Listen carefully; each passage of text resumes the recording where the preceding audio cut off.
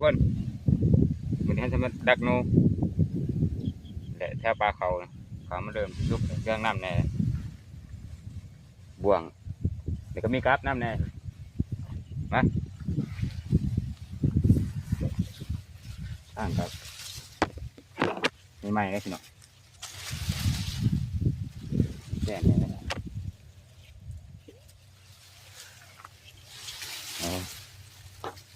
เขี่ยใหม่ได้นะ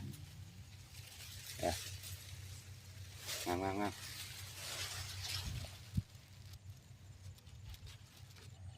ตอนนี้ใส่กับครับพี่น้องเนี่ยหอยเชอรี่นี่โอ้โหว่าดูมากินเลยบ่เนาะ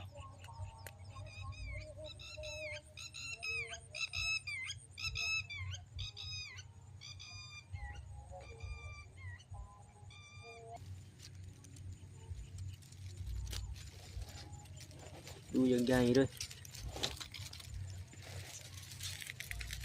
ไปนั่งต่อไปขึ้นไปน้ำกันคนเลยไปบังนูน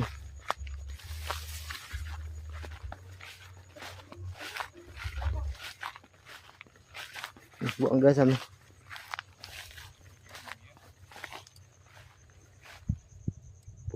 คนหาทางมันใช้วิธีการใส่บ่วงเขาใส่แบบไร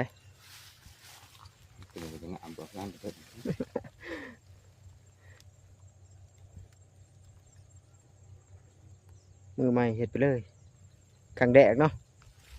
เห็ดขังแดกเลยแหละขังแดกได้ใส่อยู่ได้อยู่ตรงบ่ส่วนมันตัวมันงามดีใส่จังไดวะนี่เป็นสั้นนี่เอง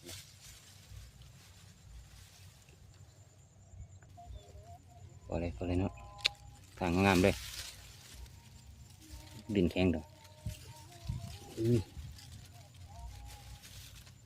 โอเคเนี่ยจะจับเลยนะทุกคนอาจจะเห็นบ่ค่อยชัดอะไรเพราะกล่องบ่ค่อยดีนะไปนั่งต่อไปไปขอเที่ยงกันได้ดีงามอะไรนะงามนี่ติอีกโอ้เส้นทางทรหดดีฮาโนก็ได้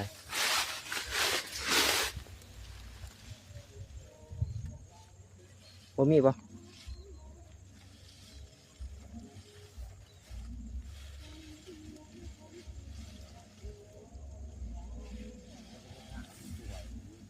บ่มีบ่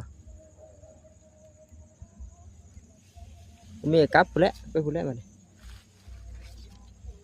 ไปไม้แล้วมันบรรยากาศเด้อทุกคนไหลบ่ไหลค่อยไปกันอีกเทื่อนึง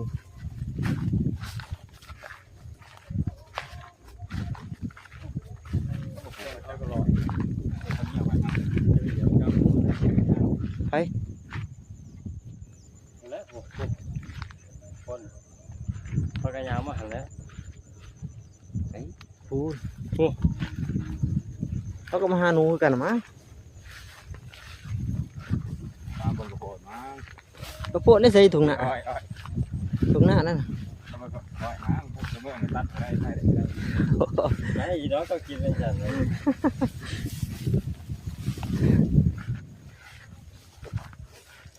ยัง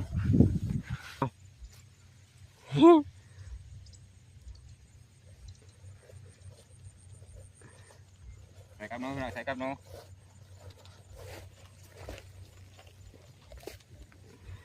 เอาหนาบอลเขาง่ามาดีรอง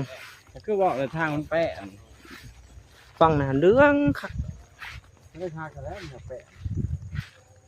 เมื่อต้องไปรอ5 ไม้ก่อนเดี๋ยวเขาว่ามาเตวินต้องไปรอ5 ไม้มาเมื่อหลังท่านี้เอาไปมันเป็นสนิทกันเลยทุกคนเลยเดี๋ยวรอรุ่นยามมาแรงพุ่นละโบราณนะทุกคนยามะลายลังนั่นยังก็ถือมองเห็นได้หรือเปล่าทุกคนโดนแล้วนี่เห็นบ่ไก่บ่ไหลเด้อ โดนแล้วนี่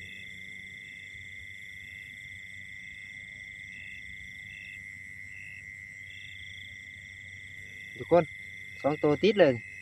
อีกตัวหนึงทุกคนเอ้ยนี่บ่ให้เบิ่งไก่บ่ไหลเลยทุกคนได้2 หลังติด2 ตัวเลย มีเจอตัวเลยวะ 2เลยจัดการเลยเป็นเก่งๆ3 ตัวแล้วลุงว่าห้องตัวหนึงแม่นแหละ3โอ้มันดีทุกคนใส่3 หลังถึง3 หลังติดเลย3 หลังแรกนี่เยอะสุดยอดนี่ทุกคนเลยมีตัวหนึงมีตัวหนึง4บ่จักทุกคน4แน่นอนเลยนี่เอาใส่ได้หลังนะอยู่ดิ4ทุกคน4 หลังติดยะนี่ตัวหนึงนี่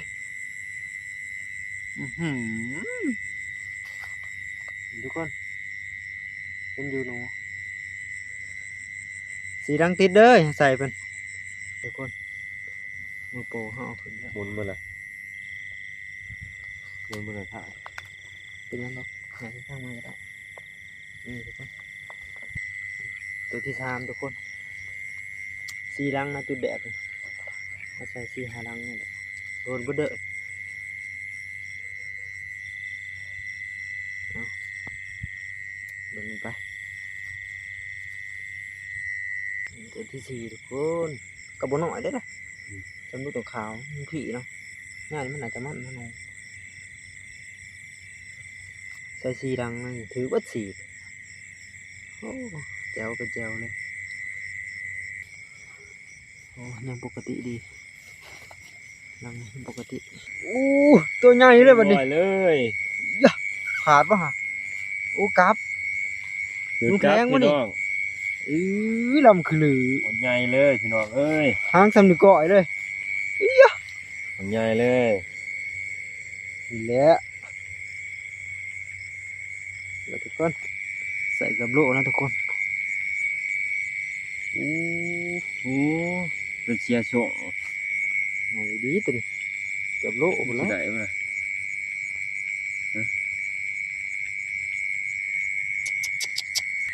ข้าวเป็นข้องอุดูดมันมีนูมาเลยอ่ะดึงกันทุกกันทุกคนอาจจะยังเห็ดคลิปกับท่านเก่งมาได้แหละปล่อยไปนะ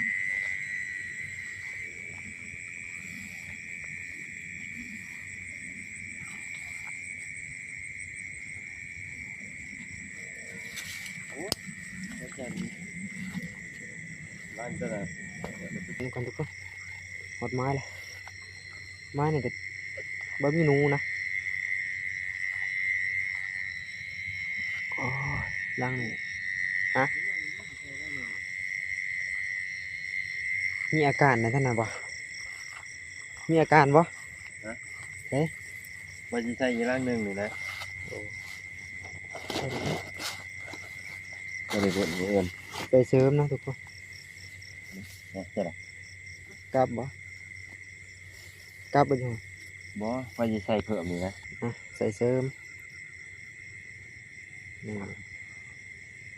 นี่เดี๋ยวค่ะ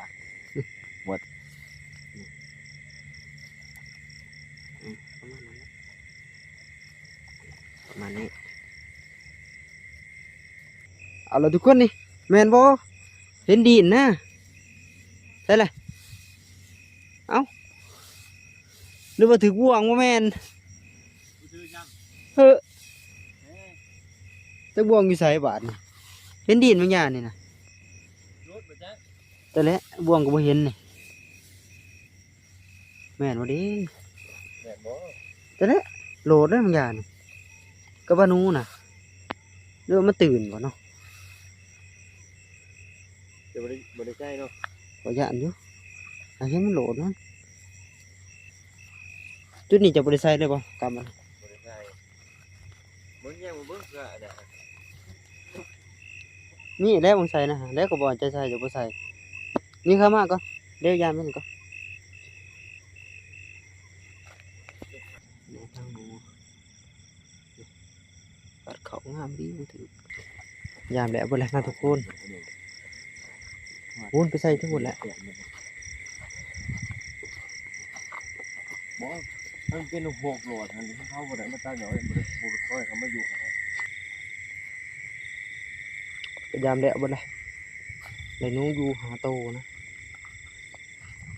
เป็นบริษัท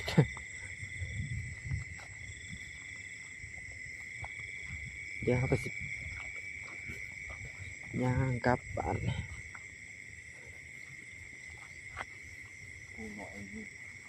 เดี๋ยวไว้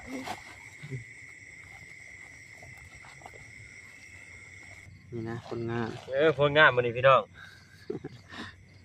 ได้หมดใหญ่ตัวนึง มักเอฟเนาะลำขลือเลย มาอยู่พี่น้องมื้อนี้มื้อแรกเลยมื้อแรกเป็นครั้งแรกมาใส่